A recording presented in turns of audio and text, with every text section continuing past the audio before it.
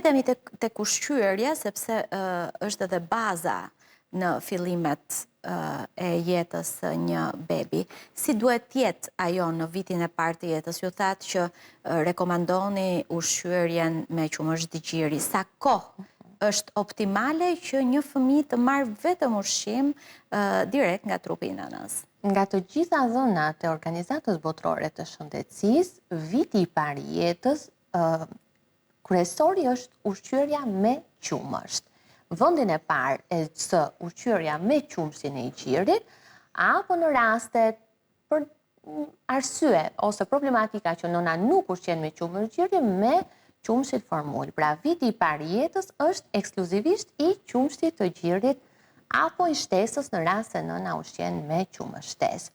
Që do thotë, në 6 muajt e parë të jetës rekomandohet vetëm ushqyerje me qumësht ekskluzive, pa futur në dietën e fëmijës asnjë nga përbërësit e tjerë.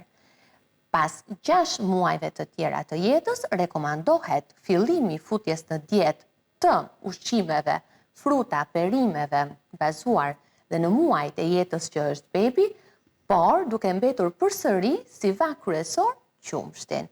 Pas vitit të parë të jetës, ne pastaj e konsiderojmë që qumshti kalon në planin e dytë dhe është ushqyerja, dieta, me të gjitha vanktet e plota, kryesorja për një fëmijë në moshën mbi 1 vjeç.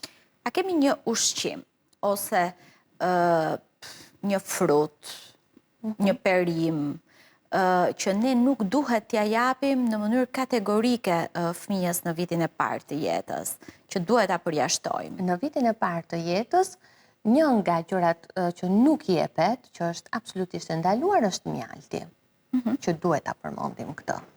Pse?